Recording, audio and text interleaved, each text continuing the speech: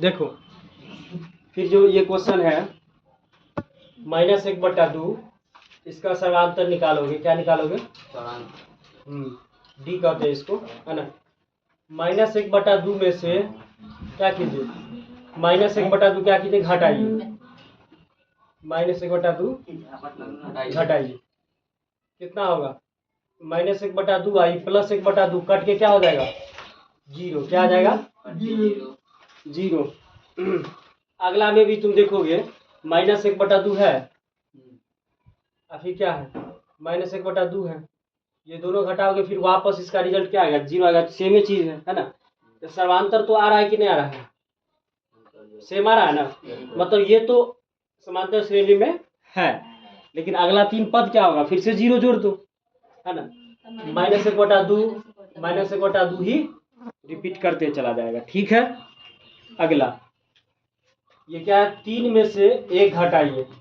ये 3 में से 2, 9 में से 3 घटाइए 6। मैच कर रहा है रे? हाँ कह रहा है, कौन सुनता है? 2 और 6 का भी है, मैच नहीं किया।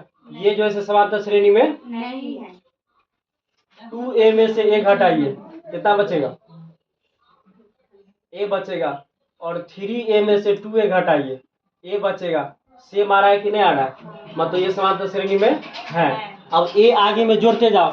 4a में a जोड़ देंगे, कितना हो जाएगा? 5a, 6a, 7a। इस तरह से a जोड़ते जाओ, क्योंकि बहुत सारा मिल जाएगा, है ना। लड्डू।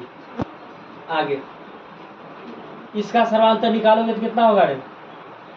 a² में से 1 घटाओगे तो घटिए जाएगा, घटेगा ही नहीं, है ना। अगला नहीं घटेगा ना, क्योंकि हम क्या पढ़े हैं कि घात कम से कम समान होना चाहिए।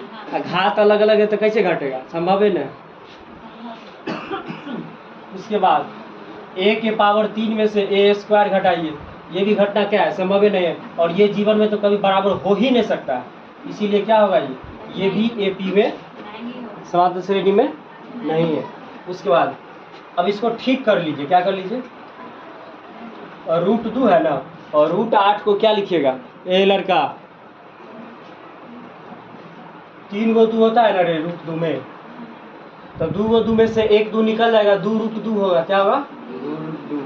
और 18 क्या होता है? 3 × 3 × 2, मतलब 3 √2। 32 क्या होता है? 5 गो 2 होता है, तो 4 √2 हो जाएगा। क्या हो जाएगा? अब देखिए घटा के, अब होगा, अब ये इस फॉर्म में आसानी से बन जाएगा। 2 √2 घटे √2 कितना होगा? एगो √2 बचेगा। फिर 3 √2 में से हम क्या घटाएंगे? 3 √2 में से घटाएंगे कितना? 2 √2। कितना बचेगा? √2 बचेगा। मतलब ये AP में है, AP में है। अब हमको क्या करना है? फिर अगला पद निकालना है। तो इसमें √2 क्या करेंगे? जोड़ देंगे। 4 √2 में √2 जोड़ेंगे तो 5 √2 होगा। क्या होगा? अब फिर अगला 6 √2 होगा। क्या होगा? 6 √2। अब इस फॉर्म में कैसे लिखेगा? तो 2 5 बचे, 25 गुना √50 होगा। ये कितना होगा? 6 6 36 गुना 72 होगा। √, कितना होगा? समझ गए ना। अगला फिर 7 √2 होगा तो 7 7 49 दूना 7 7 49 दूना 98, कितना होगा? 98, है ना। अब ये घटा के देखिए, इसको भी जो है ये तो टूटने वाला हमको दिखे नहीं रहा, है ना। चलिए फिर भी घटाते हैं। √6 में से √3 घटाइए, है ना। इसमें से √6 में से √3 घटाइएगा, घटेगा ही नहीं। अगला √9 में से क्या घटाओ? √6 घटाओ, ये भी नहीं घटेगा, घटेगा ये। तो ये भी क्या होगा? हम कहेंगे कि बराबर नहीं है, और बराबर नहीं है तो ये भी AP में नहीं होगा। अगला 1 के स्क्वायर 1, 3 के स्क्वायर 9, 5 के स्क्वायर 25, 7 के स्क्वायर 49। 9 में से घटाइएगा आएगा 8, कितना आएगा? अब 25 में से 9 घटाइएगा तो कितना आएगा? 14। क्या ये समान है? तो ये भी नहीं होगा AP में। इसका भी देख लीजिए, 1 के स्क्वायर 1, 5 के स्क्वायर 25, 7 के स्क्वायर 49, है ना, और 73 वैसे ही खड़ा है ना। तो 25 में से 1 घटाए तो कितना आया? 24। 49 में से 1 घटाए तो कितना आया?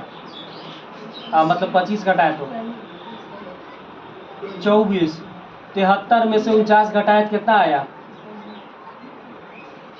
24। तो ये 24 24 बार बार आ रहा है, मतलब क्या हुआ? ये समांतर श्रेणी में है, ये समांतर श्रेणी में है। अब इसमें आगे 24 जोड़ दीजिए। 24 जोड़िएगा कितना होगा? 4 3 7, 7 2 4 3 7 और 7 2 9, 97। फिर 24 जोड़ दीजिए। इसी तरह से 24 जोड़ जोड़ के अगला जैसे क्या हो जाएगा? आ जाएगा, है ना। और ये चैप्टर क्या हुआ? चैप्टर नहीं, प्रश्नावली 5.1 खत्म हो गया नहीं।